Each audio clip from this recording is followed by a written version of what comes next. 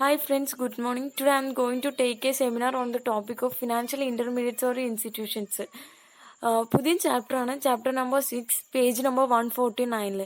Financial intermediaries or institutions are those organisations which acts as an intermediaries in financial market. നമുക്ക് financial market എന്താണെന്ന് അറിയാം. So ഈ financial മാർക്കറ്റിൽ intermediaries ആയി act ചെയ്യുന്നവരെയാണ് ഫിനാൻഷ്യൽ ഇന്റർമീഡിയറ്റ്സ് ഓർ ഇൻസ്റ്റിറ്റ്യൂഷൻസ് എന്ന് പറയുന്നത്.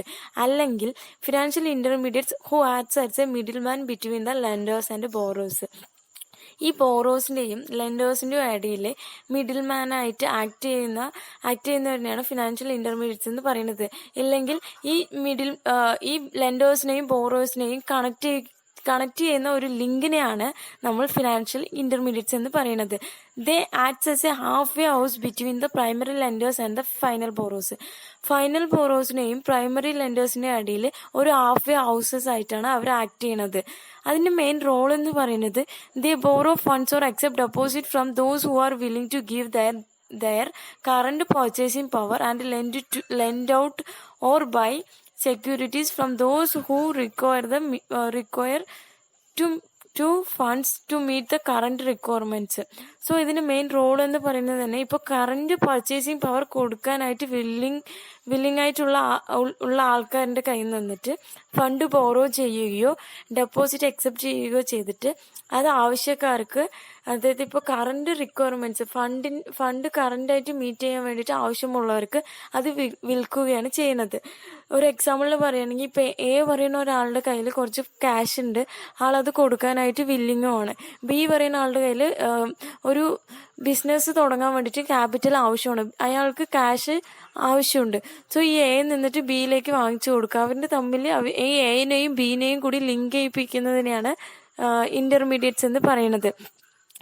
It includes all kind of financial institutions which facilitate financial transaction in financial market.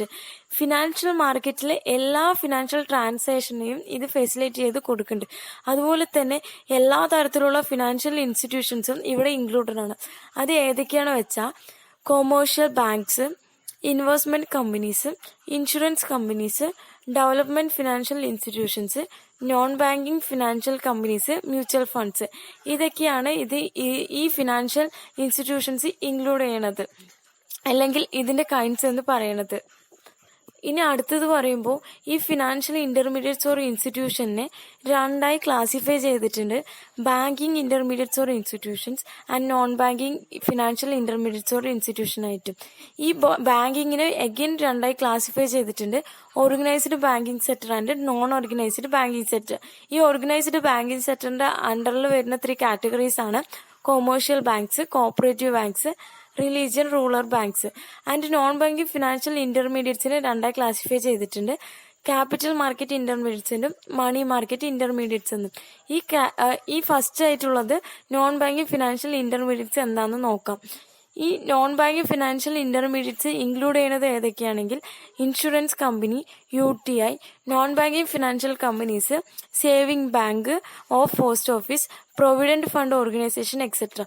ഇതൊക്കെയാണ് ഈ നോൺ ബാങ്കിങ് ഫിനാൻഷ്യൽ ഇന്റർമീഡിയറ്റ്സിൽ ഇൻക്ലൂഡ് ആവുന്നത്. നോൺ ബാങ്കിങ് ഫിനാൻഷ്യൽ ഇന്റർമീഡിയറ്റ്സിനെ രണ്ടായി ക്ലാസിഫൈ ചെയ്തിട്ടുണ്ട്: മണി മാർക്കറ്റ് ഇന്റർമീഡിയറ്റ്സും ക്യാപിറ്റൽ മാർക്കറ്റ് ഇന്റർമീഡിയറ്റ്സും. ഇങ്ങനെയാണ് രണ്ടായിട്ട് കാറ്റഗറൈസ് ചെയ്തിരിക്കുന്നത് ഓർ ക്ലാസിഫൈ ചെയ്തിരിക്കുന്നത്. First one, capital market intermediaries. These institutions mainly meet the long term financial requirements of individuals and corporate. കോർപ്പറേറ്റിന്റെയും ഇൻഡിവിജ്വൽസിന്റെയും long term financial requirements meet ചെയ്യുന്നതാണ് ക്യാപിറ്റൽ മാർക്കറ്റ് ഇന്റർമീഡിയറ്റ്സ് എന്ന് പറയുന്നത്. ഇതിൽ വരുന്ന ഇപ്പോൾ കൺസിസ്റ്റിംഗ് ആയിട്ടുള്ള ടേം ലെൻഡിങ് ഇൻസ്റ്റിറ്റ്യൂഷൻസ് ഏതൊക്കെയാണെങ്കിൽ: first one, industrial financial corporation of India IFCI, small scale industry corporation SCIC, industrial credit and investment corporation of India ICICI, industrial development bank of India IDBI, and investment institutions like LIC, GIC etcetera. ഇതൊക്കെയാണ് capital market ഇന്റർമീഡിയറ്റ്സിന്റെ അണ്ടറിൽ വരുന്ന term lending institutions. അടുത്തത് നോക്കാം, മണി market intermediaries. These institutions or intermediaries mainly provide short term funds to individuals and corporate. ഇൻഡിവിജ്വൽസിനെയും കോർപ്പറേറ്റിനെയും short term fund requirements meet ചെയ്യുന്നതാണ് money market intermediate intermediates എന്ന് പറയുന്നത്.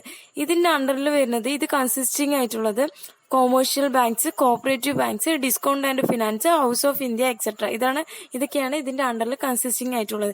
ഈ ക്യാപിറ്റൽ മാർക്കറ്റും മണി മാർക്കറ്റും രണ്ടിന്റെയും ഡിഫറൻറ്റ് എന്ന് പറയുന്നത്, ക്യാപിറ്റൽ മാർക്കറ്റ് ഡീൽ ചെയ്യണത് ലോങ് ടേം ആയിട്ടുള്ള ഫിനാൻഷ്യൽ റിക്വയർമെന്റ്സ് ആണ്. അതുപോലെ മണി മാർക്കറ്റ് നോക്കുമ്പോൾ ഷോർട്ട് ടേം ഫണ്ട്സ് ആയിരിക്കും. ഇതാണ് ഇതിന്റെ മെയിൻ ഡിഫറൻറ്റ് എന്ന് പറയുന്നത്.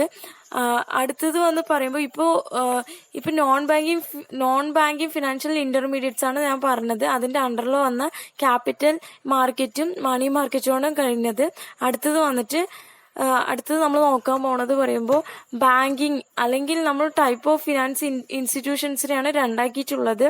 ബാങ്കിങ് ഇൻസ്റ്റിറ്റ്യൂഷൻസും നോൺ ബാങ്കിങ് ഇൻസ്റ്റിറ്റ്യൂഷൻസും. ഈ നോൺ ബാങ്കിങ് ഇൻസ്റ്റിറ്റ്യൂഷൻസ് പറഞ്ഞു കഴിഞ്ഞു. അടുത്ത് ബാങ്കിങ് ഇൻസ്റ്റിറ്റ്യൂഷൻസിന്റെ നമുക്ക് അറിയാം, the enter banking institutions are regulated and controlled by the central bank of our country.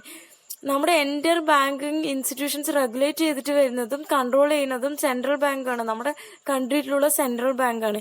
ഈ ബാങ്കിങ്ങിനെ മെയിനായിട്ട് രണ്ടായിട്ടാണ് കാറ്റഗറൈസ് ചെയ്തിരിക്കുന്നത്, അല്ലെങ്കിൽ ക്ലാസിഫൈ ചെയ്തിരിക്കുന്നത്. ഓർഗനൈസ്ഡ് ബാങ്കിങ് സെക്ടറും നോൺ ഓർഗനൈസ്ഡ് ബാങ്കിങ് സെക്ടർ ആയിട്ടാണ് ക്ലാസിഫൈ ചെയ്തിരിക്കുന്നത്. First one, organised banking sector എന്താണെന്ന് നോക്കാം. The organized banking sector consisting of commercial banks, cooperative banks and the religion rural banks. ഇതിന്റെ അണ്ടറിൽ വരുന്ന 3 കൺസിസ്റ്റിംഗ് ആയിട്ടുള്ള ബാങ്ക്സ് ആണ് ഇതിൽ പറയുന്നത്. Commercial banks, cooperative banks, regional rural banks. First one commercial banks നോക്കാം. Commercial banks are the important elements of money market system of our country. നമ്മുടെ കൺട്രിയിലുള്ള മണി മാർക്കറ്റ് സിസ്റ്റത്തിലെ ഇമ്പോർട്ടൻ്റ് ആയിട്ടുള്ള എലമെന്റ് ആണ് ഈ കൊമേഴ്ഷ്യൽ ബാങ്ക്സ് എന്ന് പറയുന്നത്. It performs all type of banking functions. ഈ കൊമേഴ്ഷ്യൽ ബാങ്ക്സ് എല്ലാ ബാങ്കിങ് ഫങ്ഷൻസും പെർഫോം ചെയ്യുന്നതെന്നാണ് പറയുന്നത്. നമുക്കൊക്കെ അറിയാം, ഈ ബാങ്കിങ് എന്ന് പറയുമ്പോൾ തന്നെ accept deposit from public and lent out മണി എന്നാണ്. സോ എല്ലാത്തിൻ്റെയും ഫങ്ഷൻ അതായിരിക്കും. പബ്ലിക്കിൽ നിന്നിട്ട് ഡെപ്പോസിറ്റ് വാങ്ങിച്ചുകൊണ്ട് അല്ലെങ്കിൽ ഡെപ്പോസിറ്റ് കളക്ട് ചെയ്തുകൊണ്ട് അത് നമ്മൾ ആവശ്യക്കാർക്ക് കൊടുക്കുകയാണ് ചെയ്യുന്നത്. So it accept deposit from the public and lends money generally to trade and commerce. The commercial bank accept deposits from a short period, so these banks normally lend short-term loans to businessmen and traders and avoid medium term and long term lending. First ഒക്കെ പറയുമ്പോൾ ഈ commercial banks accept deposit ചെയ്യുന്നതൊക്കെ short പീരീഡിലായിരുന്നു. അതുപോലെ തന്നെ loans കൊടുക്കുന്നതും short term ആയിട്ടായിരിക്കും അവർ കൊടുത്തിട്ടുണ്ടായിരുന്നത്. Medium ടേമും long ടേമും ഒക്കെ അവർ avoid ചെയ്തിട്ടുണ്ടായിരുന്നു. പക്ഷേ recent the commercial banks extended their area of operation to medium term and long term finance. പക്ഷെ ഇപ്പോൾ ഈ ഓപ്പറേഷൻസ് അവർ കൂട്ടിയിട്ടുണ്ട്. ലോങ് ടേം ആയിട്ടും മീഡിയം ആയിട്ടും അവർ ഓപ്പറേഷൻസ് സ്റ്റാർട്ട് ചെയ്തിട്ടുണ്ട്, എക്സ്റ്റെൻഡ് ചെയ്തിട്ടുണ്ട്. അവരുടെ ഏരിയനെ അവർ എക്സ്റ്റെൻഡ് ചെയ്തു. അതുപോലെ they also render a number of services to customer such as collection of cheques, safe custody of valuables, remittance facilities and payment of insurance premium, electricity bills, etc. അതുപോലെ പുതിയ സർവീസസും കസ്റ്റമേഴ്സിന് അവർ കൊടുക്കാൻ തുടങ്ങി. ചെക്ക് കളക്ട് ചെയ്യുക, അതുപോലെ insurance premium, electricity ബില്ലൊക്കെ payment ചെയ്യുക, അങ്ങനെ പുതിയ സർവീസസും അവർ കൊണ്ടുവരാനായി തുടങ്ങി. അറ്റ് പ്രസന്റ് ആയിട്ട് 27 പബ്ലിക് സെക്ടർ ബാങ്ക്സ് ഉണ്ട്. SBIയും കൂട്ടിയിട്ട് 27 പബ്ലിക് സെക്ടർ ബാങ്ക്സ് ഉണ്ട്. അതുപോലെ SBIന്റെ ഒരു 5 അസോസിയേറ്റ്സ് ബാങ്ക്സും ആൻഡ് നാഷണലൈസ്ഡ് ബാങ്ക്സ് ഒരു 19 എണ്ണം.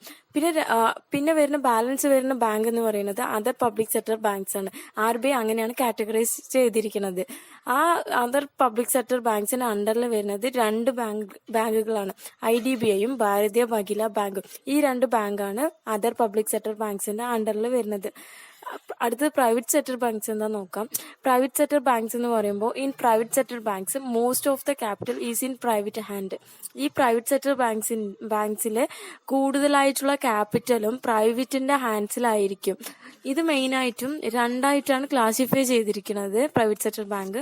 ഒന്നാമത്തെ ഓൾഡ് പ്രൈവറ്റ് സെക്ടർ ബാങ്കും രണ്ടാമത്തെ ന്യൂ പ്രൈവറ്റ് സെക്ടർ ബാങ്കെന്നും. ഓൾഡ് പ്രൈവറ്റ് സെക്ടർ ബാങ്കിന്റെ അണ്ടറിൽ വരുന്നത് ഒരു 13 ഓൾഡ് പ്രൈവറ്റ് സെക്ടർ ബാങ്കാണ്. പിന്നെ ന്യൂ പ്രൈവറ്റ് സെക്ടർ ബാങ്ക് എന്ന് പറയുമ്പോൾ the new private sector banks were incorporated as per the revised guidelines issued by the RBI regarding the entry of private sector banks in 1993. ഇതിലിപ്പോ ഈ പുതിയ private sector bank എങ്ങനെയാ രൂപീകരിക്കുന്നത് വെച്ചാൽ ഈ RBI already issue ചെയ്തിട്ടുള്ള ഗൈഡ് ലൈൻസ് റിവൈസ് ചെയ്തുകൊണ്ടാണ് ഈ ന്യൂ പ്രൈവറ്റ് സെക്ടർ ബാങ്ക്സ് രൂപീകരിക്കുന്നത്. അടുത്തതെന്ന് പറയുമ്പോൾ as of December 2014 there are 43 foreign banks from 26 countries operating as branches in India and 46 banks from 22 countries operating representative office in India. അതായത് 2014 ഡിസംബറിൽ ഈ 43 foreign banks 26 കൺട്രിയിൽ നിന്നും 43 foreign banks ഇന്ത്യയിൽ operate ചെയ്തിട്ടുണ്ടായിരുന്നു. അതുപോലെ തന്നെ 46 ബാങ്ക്സ് 22 കൺട്രിയിൽ നിന്നും 46 ഫോറിൻ ബാങ്ക്സിന്റെ റെപ്രസെന്റേറ്റീവ് ഓഫീസ് ഇന്ത്യയിൽ ഓപ്പറേറ്റ് ചെയ്തിട്ടുണ്ടായിരുന്നു എന്നാണ് പറയുന്നത്. Most of the foreign banks in India are niche players. കൂടുതലും അവരെന്ന് പറയുന്നത് നീച്ച് പ്ലേയേഴ്സ് ആണ്. ഈ നീച്ച് പ്ലേയേഴ്സ് കൊണ്ട് ഉദ്ദേശിക്കുന്നത് അവർ ഏതെങ്കിലും ഒന്നിൽ ഫോക്കസ് ചെയ്തിട്ടുണ്ടാവും. അങ്ങനത്തെ ഉള്ളവരെയാണ് നീച്ച് പ്ലേയേഴ്സ് എന്ന് പറയുന്നത്. ഫോർ എക്സാമ്പിൾ എന്ന് പറയുമ്പോൾ ഇപ്പോൾ അഗ്രികൾച്ചർ, അങ്ങനെ ഏതെങ്കിലും ഒരേ ഒരു സെക്ടറിൽ മാത്രമേ അവർ ഫോക്കസ് ചെയ്തിട്ടുണ്ടാവുകയുള്ളൂ. അടുത്തതെന്ന് പറയുമ്പോൾ there were 196 RRB sponsored by 27 SCBS and 1 state cooperative banks were operating in country with a network of 484 branches spread over 523 districts as on March 31st 2005. ഈ 196 RRBs എന്ന് വെച്ചാൽ റിലീജിയൻ റൂറൽ ബാങ്ക്സ് 27 SBSനെയും 1 state cooperative ബാങ്ക്സിനെയും sponsor ചെയ്തു. അവരുടെ network എന്ന് പറയുന്നത് ഒരു 14,454 ബ്രാഞ്ചസ് ആയിട്ട് അവർ കൺട്രിയിൽ ഓപ്പറേറ്റ് ചെയ്യുന്നുണ്ട്. അതുപോലെ അത് 523 ഡിസ്ട്രിക്റ്റിൽ സ്പ്രെഡ് ചെയ്തിട്ട് കിടക്കുന്നുണ്ടായിരുന്നു. ഇത് എപ്പോ വെച്ചാൽ മാർച്ച് 31, 2005. സോ ഗവൺമെന്റ് എന്ത് ചെയ്തു വെച്ചാൽ ഇപ്പൊ കുറെ ബാങ്ക് ആയില്ലേ, സോ ഗവൺമെന്റ് കൺസോളിഡേറ്റ് ചെയ്തിട്ട് ഈ ബാങ്ക്സിനെയൊക്കെ കൺസോളിഡേറ്റ് ചെയ്തിട്ട് അമഗ്ലേഷനും ചെയ്യാൻ തുടങ്ങി 2005. അങ്ങനെ ചെയ്ത് അങ്ങനെ ബാങ്കിലൊക്കെ കുറച്ച് ലാസ്റ്റ് ആയിട്ട് 2015 56 ബാങ്ക്സിലേക്ക് അവര് ചുരുക്കി കൊണ്ടുവന്നു. 56 ബാങ്ക്സ്. പിന്നെ അതുപോലെ അവര് മെർജർ ചെയ്യാനായിട്ട് തുടങ്ങി. അങ്ങനെയാണ് SBIനെ മെർജർ ചെയ്തത്. So process of merger of SBI associates with SBI has already started. SBI may merge its 5 associates banks. നമ്മൾ ഫസ്റ്റ് തന്നെ പറഞ്ഞിട്ടുണ്ടായിരുന്നു അറ്റ് പ്രസന്റ് ആയിട്ട് 27 പബ്ലിക് സെക്ടർ ബാങ്ക്സ് ഉണ്ടെന്ന്. SBIയും കൂട്ടിയിട്ട് ഒരു 27 പബ്ലിക് സെക്ടർ ബാങ്ക് ഉണ്ട്. അതുപോലെ അതിന്റെ ഒരു 5 അസോസിയേറ്റ്സും. ഇവിടെ ഇപ്പൊ കൂടുതലായിട്ട് നിറയെ ബാങ്ക്സ് ഒക്കെ ആയി. 196 RRBs സ്പോൺസേർഡ് ചെയ്തിട്ടുണ്ടായിരുന്നു 27 SBSനും 1 കോപ്പറേറ്റീവ് സ്റ്റേറ്റ് ബാങ്ക്സും. അപ്പൊ കുറെ ബ്രാഞ്ചസ് ഉണ്ടായിരുന്നു ഇന്ത്യയിൽ. അതേപോലെ കുറെ ഡിസ്ട്രിക്റ്റിലായിട്ട് അത് സ്പ്രെഡ് ഓവർ ചെയ്തുകൊണ്ടാണ് ഗവൺമെന്റ് കൺസോളിഡേറ്റ് ചെയ്തിട്ട് അമഗ്ലേഷനും ചെയ്തത്. സോ ഈ ടൈമിലാണ് SBIനെ മെർജർ ചെയ്ത്. അതൊരു 5 അസോസിയേറ്റ്സ് ബാങ്ക്സ് ആയിട്ടാണ് മെർജർ ചെയ്തിരിക്കുന്നത്. അത് ഏതൊക്കെയാണെങ്കിൽ state bank of Bikaner and Jaipur, SBSJ, state bank of Hyderabad, SBH, state bank of Mysore, SBM, state bank of Patiala, SBP, and State Bank of Travancore, SBT, and the relative New Bharatiyar Mahila Bank. അതുപോലെ ഒരു പുതിയതായിട്ട് വന്ന ബാങ്കാണ് ഭാരതീയ മഹിളാ bank എന്ന് പറയുന്നത്. ഈ bank create ചെയ്തത് വന്നിട്ട് UPA ഗവൺമെന്റ് ആണ്. 2013 ഇത് ക്രിയേറ്റ് ചെയ്തിരിക്കുന്നത്. ഇതോടെ എന്റെ ടോപ്പിക് കഴിഞ്ഞു. ഞാൻ ഒന്നും കൂടി ചുരുക്കി പറഞ്ഞുതരാം. എന്റെ ടോപ്പിക് എന്ന് പറയുന്നത് ഫിനാൻഷ്യൽ ഇൻസ്റ്റിറ്റ്യൂഷൻസ് ഓർ ഇന്റർമീഡിയറ്റ് ആണ്. ഈ ഫിനാൻഷ്യൽ മാർക്കറ്റിൽ ഇന്റർമീഡിയറ്റ്സ് ആയിട്ട് ആക്ട് ചെയ്യുന്ന ആളിനെയാണ് ഫിനാൻഷ്യൽ ഇൻസ്റ്റിറ്റ്യൂഷൻസ് എന്ന് പറയുന്നത്. പിന്നെ അതിന്റെ കൈൻഡ്സ് നോക്കി, അതുപോലെ അത് ഇൻക്ലൂഡ്സ് ചെയ്തിരിക്കുന്ന ഏതൊക്കെയാണ് നോക്കി. പിന്നെ ഫിനാൻഷ്യൽ ഇന്റർമീഡിയറ്റ്സ് ഓർ ഇൻസ്റ്റിറ്റ്യൂഷൻസിനെ രണ്ടാക്കിയിട്ടുണ്ടായിരുന്നു നമ്മൾ നോക്കി. അതാണ് ബാങ്കിങ് ഇന്റർമീഡിയറ്റ്സ് ഓർ ഇൻസ്റ്റിറ്റ്യൂഷൻസും നോൺ ബാങ്കിങ് ഫിനാൻഷ്യൽ ഇന്റർമീഡിയറ്റ്സ് ആയിട്ടും. ബാങ്കിങ് ഇന്റർമീഡിയറ്റ്സിനെ രണ്ടാക്കിയിട്ടുണ്ട്. ഓർഗനൈസ്ഡ് ബാങ്കിങ് സെക്ടറും നോൺ ഓർഗനൈസ്ഡ് ബാങ്കിങ് സെക്ടറും. ഓർഗനൈസ്ഡ് ബാങ്കിങ് സെക്ടറിന്റെ അണ്ടറിൽ വരുന്ന 3 commercial banks, cooperative banks, regional rural banks. Non banking financial intermediaries or ഇൻസ്റ്റിറ്റ്യൂഷന്റെ അണ്ടറിൽ വരുന്നതാണ് capital market intermediaries and money market intermediaries. Capital money market നോക്കി.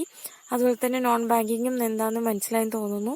അടുത്തത് ബാങ്കിങ് ഇൻ്റർമീഡിയറ്റ്സിനെയാണ് നമ്മൾ ഓർഗനൈസ്ഡ് ബാങ്കിങ് ആയിട്ടും നോൺ ഓർഗനൈസ്ഡുമാക്കി തരംതിരിച്ചിരിക്കുന്നത്. ഓർഗനൈസ്ഡ് ബാങ്കിങ് സെക്ടറിൻ്റെ അണ്ടറിൽ വരുന്ന കൊമേഴ്ഷ്യൽ ബാങ്ക്സാണ് ഞാൻ എടുത്തത്. ഈ കൊമേഴ്ഷ്യൽ ബാങ്ക്സ് അതിൻ്റെ ഫങ്ഷൻസും അതെന്തൊക്കെയാണ് അണ്ടറിൽ വരുന്നതൊക്കെ നോക്കി. സോ നിങ്ങൾക്ക് മനസ്സിലായെന്ന് വിചാരിക്കുന്നു.